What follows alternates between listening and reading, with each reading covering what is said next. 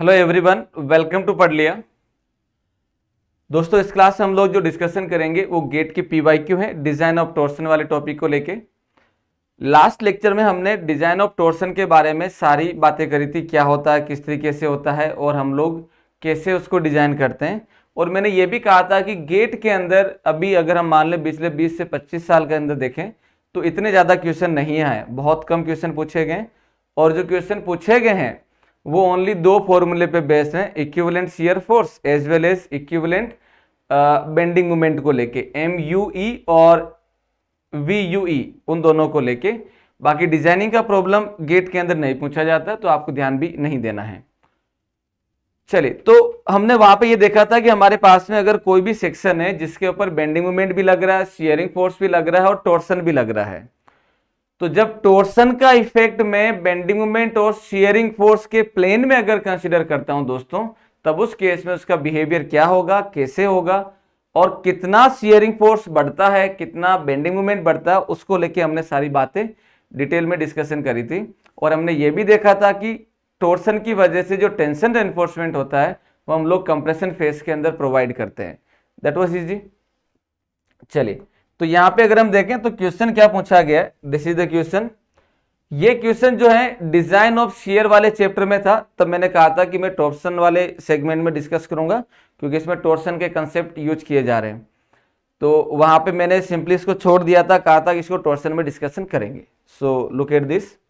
Now question क्या कह रहा है, क्वेश्चन ये कह रहा है at the limit state of the collapse an RC beam is subjected to flexural moment 200 kilo newton, shear force 20 kilo newton and torque 9 kilo newton meter. तो आपके पास जो वैल्यू आपको गिवन है वो क्या क्या दे रखा है, वैल्यू दे रखा है दोस्तों आपको, that is what, bending moment का वैल्यू दे रखा है 200, MU का वैल्यू दे रखा है, this is the 200 kilo newton meter, that is okay. VU और TU, टॉर्सनल मोमेंट का वैल्यू कितना है, शियर फोर्स 20 और टॉर्क 9, तो ये हो जाएगा दोस्तों, this is the 20 kilo newton and torque है 9 kilo newton meter, this is the one. चलिए आगे क्या कह रहा है, the beam is 300 mm wide and gross depth 425 mm with an effective cover 25 mm। तो यहां पे मेरे पास में जो बीम का डायमेंशन दे रखा है दोस्तों वो दे रखा है कुछ ऐसे, दिस इज द वन। और इसमें क्या बोल रहा है 300 और 425, तो ये बोल रहा है दैट इज 300 और 425, 300 दे रखा है ये और 425 mm ग्रोस डायमेंशन दे रखी है।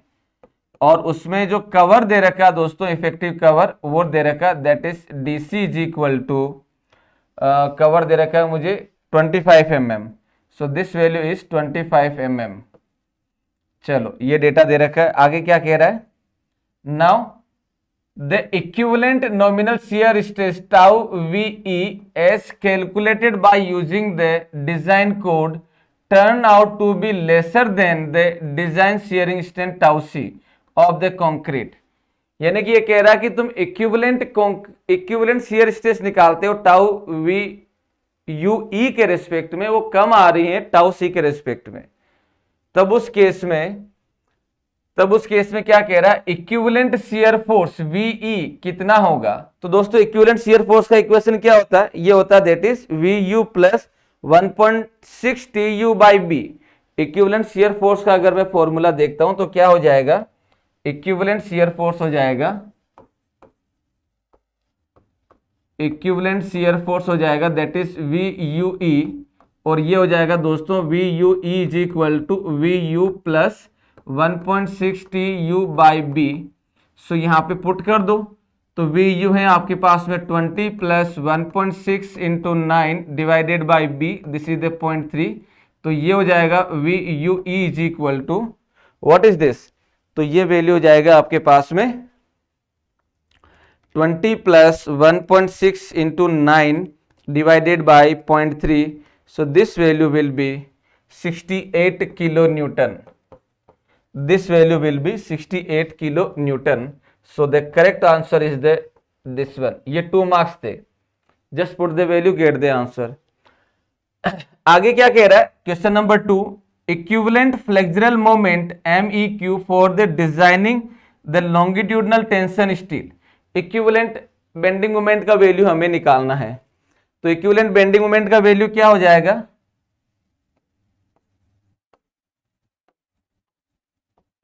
इक्विवेलेंट बेंडिंग मोमेंट हो जाएगा MUE, दैट इज MUE क्या हो जाएगा, this is the MU plus क्या हो जाएगा, ये हो जाएगा ये हो जाएगा आप MU प्लस क्या हो जाएगा, this is the T by 1.7 1 plus D by B, यही होगा MU प्लस MUE। तो ये हो जाएगा MU plus T by 1.7 1 plus D by B। तो यहाँ पे वैल्यू पुट कर दीजिए। MU का वैल्यू है आपके पास 200, T का वैल्यू है 9 divided by 1.7 1 plus D by B 0.425 divided by B 0.3। तो माय डियर फ्रेंड्स यहां से आपके पास आ जाएगा MUE। So this value is 200 plus 9 by 1.7 into 1 plus 0.425 divided by 0.3. So this value will be 212.79. This value will be 212.79 kilonewton meter. So this is the equivalent bending moment. चलिए तो what is the answer? 212.79। तो ये हो जाएगा दोस्तों आपके पास answer जो बनेगा that is the 213 kilo newton metre. Here it is. Clear है? तो माय डियर फ्रेंड्स ये आपके पास में हो गया क्वेश्चन नंबर 1 और 2, और ये गेट 2004 के अंदर था 2 + 2 4 मार्क्स के लिए, और 2 फॉर्मूले हैं, वैल्यू पुट करो आंसर निकालो, नॉट ए बिग इश्यू। चलिए गेट 2008 के अंदर प्रॉब्लम जो है आपसे जो पूछा गया वो प्रॉब्लम ये है, इसको देख लेते हैं क्या कहानी है इसकी।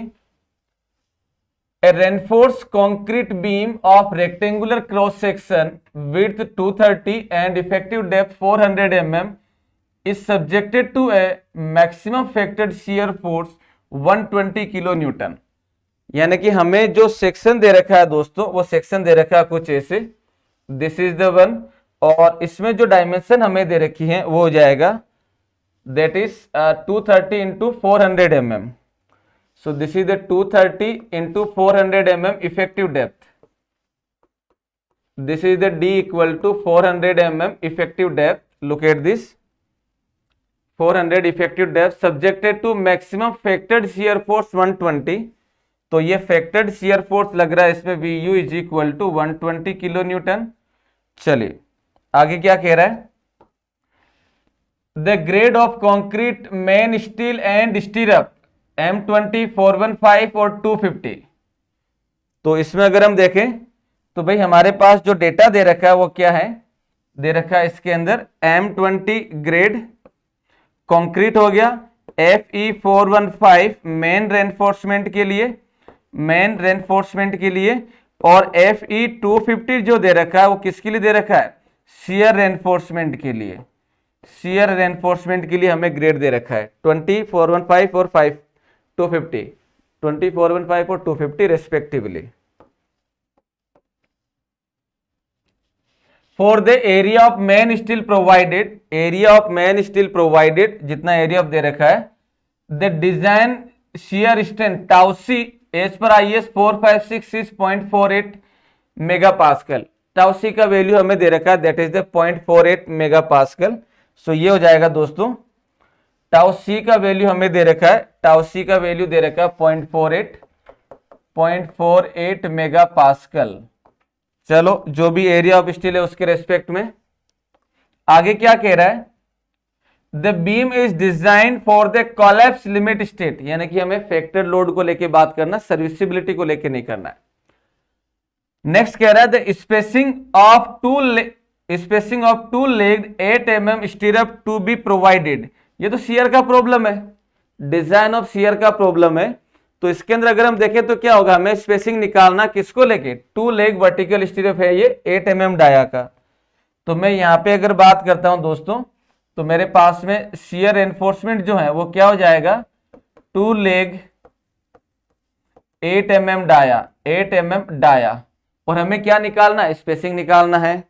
चलो तो क्या करेंगे, स्पेसिंग निकालना तो फिर रिकॉल करो, हमने एक प्रॉब्लम भी बना रखे हैं। क्या कहानी होती है, स्पेसिंग निकलती है दो तरीके से, एक VSU के रेस्पेक्ट में और दूसरा मिनिमम के रेस्पेक्ट में।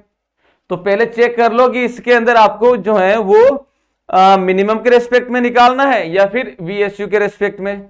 क्या करेंगे, टाउ VU को कंपेयर करेंगे टाउ C से, सिंपल सी बात। तो सबसे पहले हम लोग कैलकुलेट कर लेते हैं टाउ VU हो जाएगा that is VU upon BD and VU what is the VU 120 into 10⁻³ divided by B 230 into D 400। So my dear friends this value will be कितना आ रहा है 120 divided by, so this value will be 1.30 मेगापास्कल। Tau VU और tau C को अगर मैं compare करता हूं, tau VU is more than the tau C, so shear enforcement हम क्या करेंगे, प्रोवाइड करेंगे। तो प्रोवाइड करेंगे तो कितने शियर फोर्स के लिए, तो ये हो जाएगा शियर फोर्स हो जाएगा that is shear force VSU is equal to tau VU minus tau C that is B into D, tau VU minus tau C B into D. So this is the one, ये हो जाएगा VSU is equal to 1.33 minus 0.48 into 230 into 400। सो ये हो जाएगा दोस्तों आपके पास में VSU इज इक्वल टू, ये वैल्यू आ जाएगा that is 1.33 minus 0.48 into 230 into 400। So this value will B 780.2 kilo Newton, 780.2 kilo Newton, 780.2 kilo Newton. This is the shear force, this is the VSU जिसको लेके हम क्या करेंगे, हम जो है वो शियर एनफोर्समेंट इतने शियर के लिए रजिस्टर करेगा। अब हमें क्या करना है, एक तो इसके लिए हम लोग क्या कर लेते हैं, एक तो हम इसके लिए जो है वो स्पेसिंग निकाल लेते हैं और दूसरा मिनिमम के रेस्पेक्ट में स्पेसिंग निकाल लेते हैं, सिंपल। तो इसके रेस्पेक्ट में स्पेसिंग निकालेंगे तो क्या होगा, इसमें हो जाएगा स्पेसिंग फॉर VSU, तो ये हो जाएगा दोस्तों SV is equal to 0.87 FY into ASV into D divided by VSU। चलिए तो VSU हम लोग निकाल चुके हैं, FY हमें पता है, ASV क्या होगा, तो ASV निकलेगा यहां से, ASV हो जाएगा 2 इंटू π/4 इंटू 8 का square. So this value will B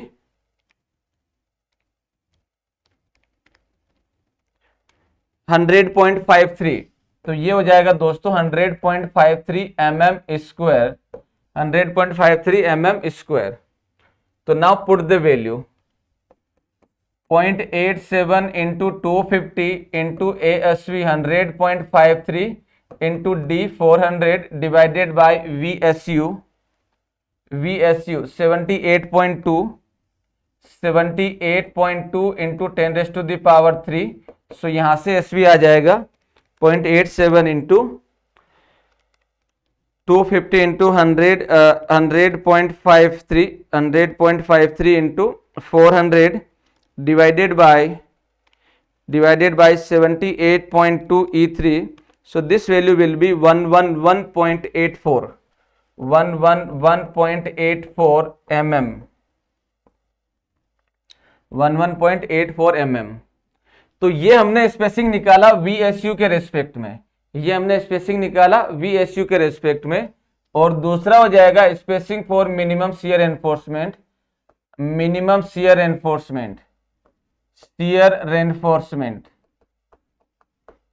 shear enforcement के लिए क्या हो जाएगा, ASV upon BSV is equal to 0.40 upon 0.87 FY। तो माय डियर फ्रेंड्स ASV हो जाएगा 100.53 डिवाइडेड बाय B का वैल्यू हो जाएगा 230 into SV is equal to 0.40 upon 0.87 into 250. So this value is 100.53 into 0.87 into 250 divided by 0.40 into 230. So the answer is 237. So the spacing जो आ रहा है वो आ जाएगा 237.67 mm. तो यहाँ पे दोस्तों हम कौन सा स्पेसिंग देंगे? 111.84 का. तो यहाँ पे हम लोग जो स्पेसिंग देंगे वो आ जाएगा 111.84. तो इसके नियर अबाउट आंसर देख लो कौन सा होगा?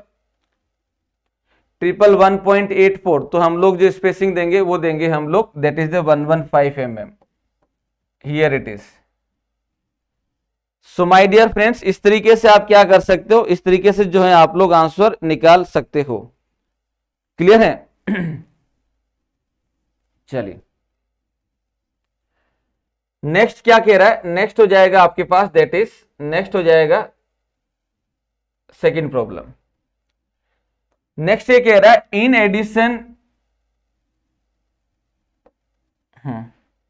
इन addition the beam is subjected to a torque whose factored value is 10.90 kilo newton. ये कह रहा है कि आपने जो ऊपर किया है उसमें एडिशनली मान लीजिए कि टॉर्क भी लग रहा है. तो जब टॉर्क लग रहा है तो भाई हम क्या करेंगे? इक्विवेलेंट शियर फोर्स को लेके बात करेंगे. तब हम क्या करेंगे? इक्विवेलेंट शियर फोर्स को लेके बात करेंगे. तो मैं यहाँ पे पहले इसको आगे लिख लेते हैं. तो भाई हमारे पास दूसरे प्रॉब्लम के लिए हम बात कर रहे हैं, सेकंड प्रॉब्लम के लिए. तो सेकंड प्रॉब्लम में वी यू आपको दे रखा 120 kilo newton and T U torque का वैल्यू दे रहा है तुम्हें, दैट इज ये वैल्यू कितना दे रहा है? टॉर्क का वैल्यू दे रहा है तुम्हें 10.90 kilo Newton. 10.90 kilo Newton. 10.90 kilo newton ये तुम्हें टॉर्क का वैल्यू दे रहा है. चलो अच्छी बात है. आगे क्या बोल रहा है? द स्टीरअप्स, आगे कह रहा है तुम्हें दोस्तों, that is the stirrups have to be provided to carry the shear equal to. Stirrup कितना शियर लेगा वो तुम्हें निकालना है.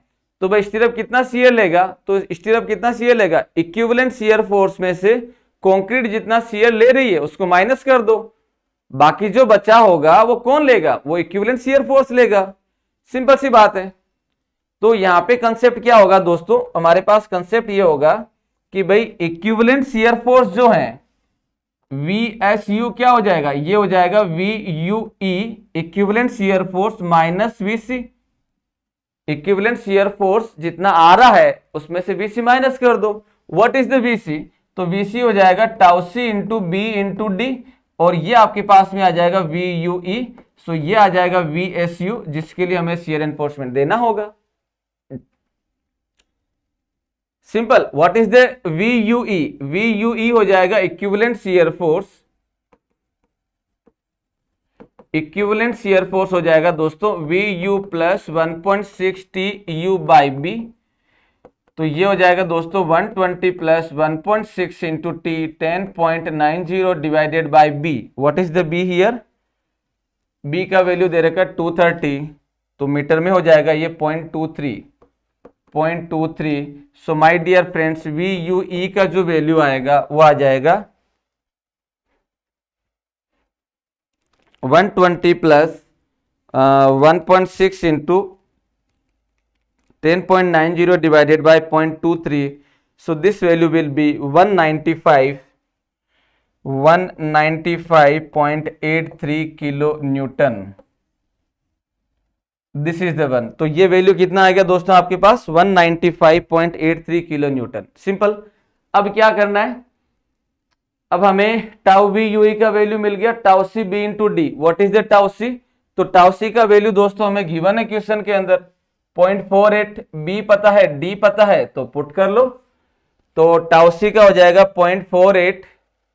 तो ये हो जाएगा आपके पास में VC में निकाल लेता हूं अलग से, यहीं पे निकाल लेता हूं VC. तो VC हो जाएगा that is tau C B into D. तो ये हो जाएगा 0.48 इंटू 230 इंटू डी 400. यही है. एक बार डेटा चेक कर लो. 0.48 ही है ना? 0.48 230 और 400. That's okay. तो यहाँ पे वैल्यू निकालो VC का, कितना आ रहा है, ये वैल्यू आप निकालोगे तो ये वैल्यू आ जाएगा 0.48 into 230 into 400। So this value will B kilo Newton में देखेंगे तो 44.16 किलो न्यूटन। तो अब अगर हमें वैल्यू लिखना है तो क्या लिखेंगे हम लोग, टाउ वी यू ई का वैल्यू पता है 195.83, VC का वैल्यू पता है हमें 44.16।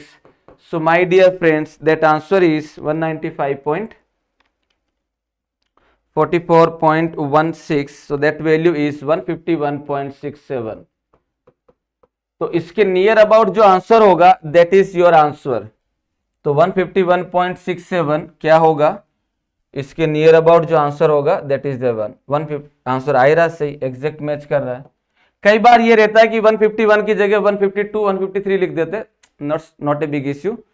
पाई का वैल्यू रखने में या सॉल्यूशन करने में हम लोग कई बार हम 2 डिजिट तक लेके बात करते हैं, कई बार सिंगल डिजिट से लेके करते हैं, और कई बार हम लोग इंटीजर में लेके करते हैं, तो आंसर वेरी करेगा, दैट्स ओके।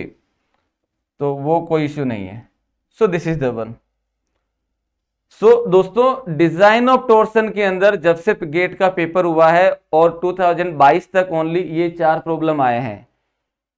यही बात मैंने क्लास में बोली है, तो इस टॉपिक को इतना ही लेना है। और इसके अंदर अगर हम देखें तो हमें जो फॉर्मूला है 2 उसी को लेके पूछे गए, तो पहले उनको अच्छे से याद रख लो और सोल्व कर लो, और उसके अलावा एक बार जो मैंने क्लास में प्रॉब्लम करवा रखा है उसको देख लीजिए। That's enough for this design of torsion. Next जो टॉपिक हम स्टार्ट करने वाले हैं दैट इज होगा design of beam and slab. Beam के डिजाइन पैरामीटर क्या क्या है, स्लेब का बेसिक क्या क्या है, क्योंकि बीम और 1 वे स्लेब एक ही तरीके से डिजाइन होती है, 2 वे स्लेब थोड़ा चेंज होता है। तो हम लोग पहले बीम और स्लेब को कवर करेंगे अच्छे से, and then will solve the problem of the GATE PYQ जो बीम और स्लेब से हमें पूछे गए हैं। सो इस क्लास के लिए इतना ही, थैंक यू।